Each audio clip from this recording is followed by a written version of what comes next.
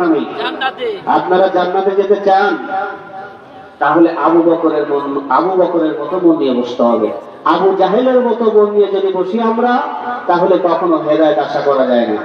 আবু জাহেল মার্কা লোকদের কাজ হলো কোরআনের আলোচনা তো শুনবই না, বরং আরো পারলে বাধা দিব বিভিন্ন ভাবে, বিভিন্ন সিস্টেমে। ঠিক কিনা বলেন? আল্লাহ রাব্বুল আলামিন বলেন, ওয়াকালাল্লাযীনা কাফারু লা তাসমাউ লিহাযাল কুরআন ওয়ালগাউ ফীহি লাআল্লাকুম তাগলিবুন। একটু জোরে বলে আল্লাহু আকবার। আল্লাহ রাব্বুল আলামিন বলেন, এই আবু জাহেল মার্কা মানুষ যারা, এরা দুনিয়ার জমিনে যেখানে কোরআনের আলোচনা হয় এরা সেখানে বলে ওইখানে কোরআনের আলোচনা হচ্ছে, ওইখানে তোমরা এমন একটা ব্যবস্থা করবা, সরাসরি বাধা দেওয়ার কিছু বলার দরকার নাই, কিন্তু এমন একটা ব্যবস্থা করবা যাতে করে কোরআনের আলোচনা ওখানে চলতে না পারে। ঠিক না বেশি? বর্তমান সময়ে দেখা যাচ্ছে কোরআনের আলোচনা শুনলে অনেকের ভালো লাগে না। ঠিক কিনা বলেন? আমাদের মুসলমানদের মধ্যে থেকে আছে 5 ওয়াক্ত নামাজ পড়ে, টুপিও ঠিক আছে, দাড়িও ঠিক আছে, জুব্বাও ঠিক আছে, কিন্তু কোরআনের আলোচনা যখন করা হয় তখন ওই ব্যক্তির আর ভালো লাগে না। কারণটা কি? যখন তার বিরুদ্ধে চলে যায় তখন তার আর ভালো লাগে না। ঠিক কিনা বলেন? আপনি যদি অন্যায় করেন তাহলে তো আপনার বিরুদ্ধে যাবেই, কোরআন থেকে হক কথা বললে আপনার বিরুদ্ধে যাবে, এটাই স্বাভাবিক। কিন্তু তাদের চিন্তা করা উচিত, আমার মধ্যে যদি দোষ ত্রুটি থাকে সেটা আমাকে সংশোধন করে নিতে হবে। আমি যদি সংশোধন করে নিতে পারি তাহলেই আমি জীবনের সফলকাম হতে পারবো। ঠিক না বেশি? এই জন্য আমাদেরকে নিজেদের জীবনকে সংশোধন করতে হবে। কিন্তু তারা সংশোধন করে না, বরং তাদের আরো সমস্যা সৃষ্টি হয়ে যায়। আচ্ছা বলেন তো, বেগুন একটা সবজি, এই বেগুনটা ভাজি করে খাওয়া যায়, তাও ভালো স্বাদ লাগে, রান্না করে খাইলেও ভালো স্বাদ লাগে। ঠিক কিনা বলেন? ভর্তা করে খাইলেও ভালো স্বাদ লাগে। ঠিক না বেশি? কিন্তু যে ব্যক্তির অ্যালার্জি আছে তার কি হবে বলেন? কি হবে? তার চুলকানি আরো বেড়ে যাবে। ঠিক না বেশি? বর্তমান সময়ের মধ্যে, বর্তমান জামানার মধ্যে এই কোরআনটাও ভালো। কোরআনটা হলো সারা বিশ্বের ভিতরে সর্বশ্রেষ্ঠ কিতাব এবং আল্লাহ রাব্বুল আলামিনের মহাগ্রন্থ, সারা বিশ্বের মহাবিশ্বয় মহাগ্রন্থ আল কোরআনুল কারীম। এটার উপরে আর কোনো কিতাব নয়, এই কিতাব দিয়ে গোটা বিশ্বের সবকিছু চলে। ঠিক না বেঠি? সেই কিতাবের আলোচনা ভালো লাগবে না, এটা ভালো জিনিস।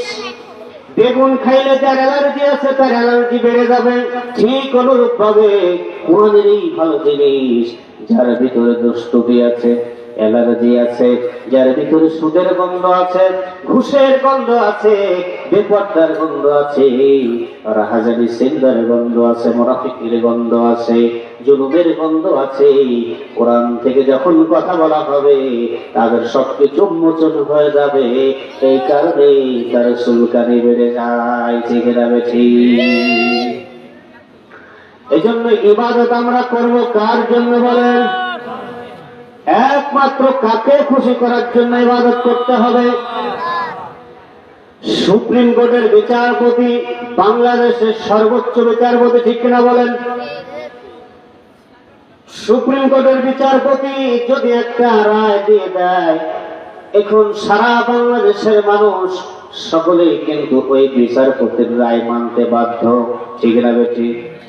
ওই বিচারপতি যদি রায় না মানে তাহলে কি আপনাকে বাংলাদেশে থাকতে দিবে? হয় আপনার জায়গা হবে জেলখানায়, তা না হলে আপনার জায়গা হবে দেশ থেকে চলে যাও। ঠিক না ঠিক? কিন্তু সুপ্রিম কোর্টের বিচারপতির যে পাওয়ার, যে শক্তিশালী, যে পাওয়ার, যে ক্ষমতা, তার সেই ক্ষমতা কি আল্লাহর কম না বেশি? কথা বলেন, আল্লাহর কম না বেশি? আল্লাহ রাব্বুল আলামিন বলেন, আমার শক্তি কি তোমরা জানো না?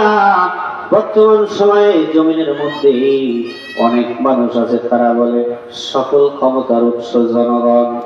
নাউজুবিল্লাহ বলতে কোন সকল ক্ষমতার উৎসকে? আপনারা বলেন তো সকল ক্ষমতার উৎসকে? এটা কি কোরআনে আছে? হ্যাঁ, আল্লাহ রাব্বুল আলামিন বলেন আন্নাল কুওয়াতা লিল্লাহি জামিআ, সমস্ত ক্ষমতার উৎস হলাম আমি রব্বুল আলামিন। সুবহানাল্লাহ। তাহলে সমস্ত ক্ষমতার মালিক কে? আল্লাহ। সেই আল্লাহ রাব্বুল আলামিনের পাওয়ার, আল্লাহ রাব্বুল আলামিনের ক্ষমতা সুপ্রিম কোর্টের বিচারপতির চেয়ে কম না বেশি? তো বাংলাদেশের সুপ্রিম কোর্টের বিচারপতি, আইন মন্ত্রী, বিচারপতি, রাষ্ট্রপতি, প্রধানমন্ত্রী, তাদের হুকুম না মানলে যদি শাস্তি হতে পারে, আল্লাহর হুকুম না মানলে বুঝে আপনার শাস্তি হবে না। বাংলাদেশের এই ধরনের মন্ত্রী না, এই ধরনের এমপি না, এই ধরনের নেতা নয়। আল্লাহ রাব্বুল আলামিন বলেন ইয়া মা'শারাল জিন্নি ওয়াল ইনসি ইন ইসতাতা'তুম আন তানফুযু মিন আকতারিস সামাওয়াতি ওয়াল আরদি ফানফুযু লা তানফুযুনা ইল্লা বিসুলতান ফাবিআইয়ি আলা'i রাব্বিকুমা তুকাযযিবান। একটু জোরে বলে আল্লাহু আকবার। আল্লাহ রাব্বুল আলামিন ডেকে বলছেন, ও দুনিয়ার জিনেরা এবং মানুষেরা, আমি আল্লাহর হুকুম যদি তোমাদের মানতে ভালো না লাগে, আমার বিধান যদি তোমাদের সহ্য না হয়, মানতে ভালো না লাগে, জমিনের উপর থেকে, আকাশের নিচ থেকে তোমরা বের হয়ে যাও। কে বলছেন? আল্লাহ। এখন জমিনের নিচ থেকে, জমিনের উপর থেকে, আকাশের নিচ থেকে বের হয়ে কোথায় যাবেন? কোথায় যাবেন? যাওয়ার জায়গা আছে? যেখানে যাবেন জায়গাটা কার? আল্লাহর। হ্যাঁ, যেখানে যাবেন সেই জায়গাটা কার? আল্লাহ। সেই জায়গাটা আল্লাহর, যাওয়ার কোনো জায়গা নাই। কাঁধে কাঁধে আমাদের ইবাদত করতে আমরা বাধ্য, ঠিক না বেঠে? আমরা যে ইবাদত করি, যেভাবে আমরা চলি, এইভাবে ইবাদত করলে আল্লাহ রাব্বুল আলামিন আমাদের ইবাদত কবুল করবে কিনা তার কোনো গ্যারান্টি নাই। খলিফাতুল মুসলিমিন হযরত ওমর ফারুক রাদিয়াল্লাহু তাআলা আনহু আর তো পৃথিবী শাসন করেছে, আপনারা তো ভালোই জানেন। এই হযরতে খলিফা রাদিয়াল্লাহু তাআলা আনহু জান্নাতের সার্টিফিকেট পেয়েছে, দুনিয়ায় থাকা অবস্থায় সে জান্নাতে যাবেই যাবে, এতে কোনো সন্দেহ আছে নাকি? এরপরেও হযরত ওমর, রমজান মাস শেষ হয়ে গেল, সকালবেলা কান্নাকাটি করতেছে আর আল্লাহকে ডেকে বলতেছে, আল্লাহ তুমি কি আমার জীবনের গুনাহগুলো মাফ করছো নাকি? আমি যে রমজান মাস রোজা রাখলাম, কবুল হলো কিনা আল্লাহ? আমি চিন্তায় পড়ে গেলাম, আল্লাহ তুমি কবুল করছো নাকি? তারাবি পড়লাম, কবুল করছো নাকি? ও আল্লাহ আমার জীবনের গুনাহগুলো কি মাফ করছো নাকি? কে টেনশনে আছে? কে টেনশনে আছে? হযরতে ওমর। তার অবস্থাটা ছিল এইরকম, সে জান্নাতে যাবেই যাবে, আর আমাদের জাহান্নামে যাওয়ার গ্যারান্টি নাই, কিন্তু আমাদের কোনো চিন্তা নাই। আছে নাকি চিন্তা? আমাদের কোনো চিন্তা আছে? আমাদের কোনো চিন্তা নাই। খলিফাতুল মুসলিমিন হযরত ওমর ফারুক রাদিয়াল্লাহু তাআলা আনহু তার স্ত্রী তার সামনে একদিন কিছু পিঠা কেটে দিয়েছে। কি কেটে দিয়েছে? কিছু পিঠা কেটে দিয়েছে।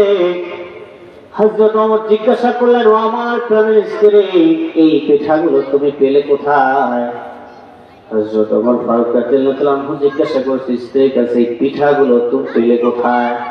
আমাকে কেউ ঘুষ দিয়েছে নাকি উপর হুকুম দিয়েছে?